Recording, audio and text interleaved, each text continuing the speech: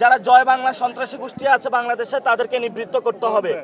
আওয়ামী লীগের বিচার এবং সংস্কার এই দুইটা বাংলাদেশে বাস্তবায়ন করতে হবে এবং যদি এটা না হয় আমাদের হয়তো আবার এই মাঠে নামতে হবে। এখন অনেকেই বলে যে একটু ক্রিটিক করে যে তোমরা মাঠে যদি বলো তাহলে নামবে কিনা।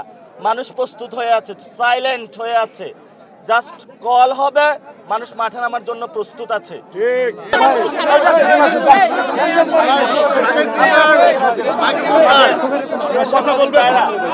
আমাদের 1971 সালে আমরা রাজনৈতিক, সাংস্কৃতিক এবং মার্জিনালাইজ ছিলাম।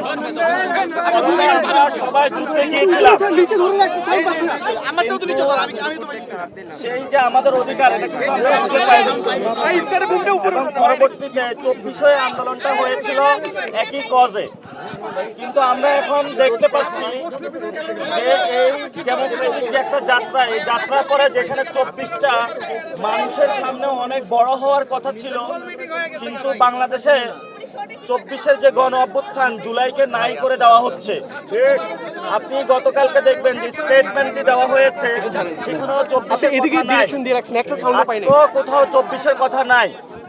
আমরা যেটা বলবো, যদি সংস্কার পার্লামেন্টে বাস্তবায়ন না হয় সেটা মাঠে গড়াবে এবং রাজনৈতিকভাবে সেটার ফয়সালা হবে।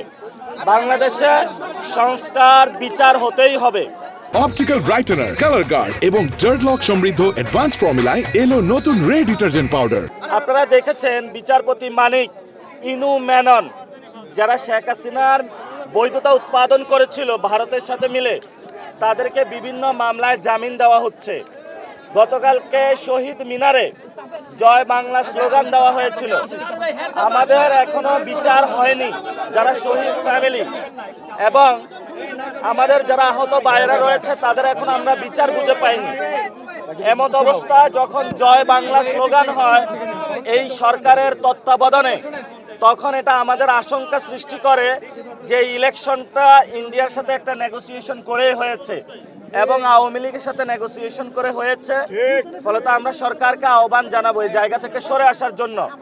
যদি সরকার এই স্ট্র্যাটেজি নিয়ে থাকে যে আওয়ামী লীগরাও মাঠে নামিয়ে দিয়ে অন্যদেরকেও মাঠে নামিয়ে দিয়ে আপনারা দুইজনে হলে গৃহযুদ্ধ করেন, আমরা সরকারের ওই ফাঁদে পা দিব না। আমরা সরকার যেহেতু দায়িত্ব নিয়েছে আইন শৃঙ্খলা বাহিনী দিয়ে যারা জয় বাংলা সন্ত্রাসী গোষ্ঠী আছে বাংলাদেশে তাদেরকে নিবৃত্ত করতে হবে। সরকারি দায়িত্ব নিয়ে সরকার যদি নেগোসিয়েশন করে তাদেরকে বলে দিবেন, যান আগের দিন বাগে খেয়ে ফেলছে, নেগোসিয়েশন হয়ে গেছে, এখন ক্ষমতায় আসছে, আপনাদের জয় বাংলা আপনারা রাখেন, এখন বাংলাদেশ জিন্দাবাদে চলবে। এজন্য সরকারকে আহ্বান জানাবো, আওয়ামী লীগের বিচার এবং সংস্কার এই দুইটা বাংলাদেশে বাস্তবায়ন করতে হবে এবং যদি এটা না হয় আমাদের হয়তো আবার এই মাঠে নামতে হবে। এখন অনেকেই বলে যে একটু ক্রিটিক করে যে তোমরা মাঠে যদি বলো তাহলে নামবে কিনা। মানুষ প্রস্তুত হয়ে আছে, সাইলেন্ট হয়ে আছে, জাস্ট কল হবে, মানুষ মাঠে নামার জন্য প্রস্তুত আছে। কারণ ইলেকশনে ইঞ্জিনিয়ারিং হয়েছে।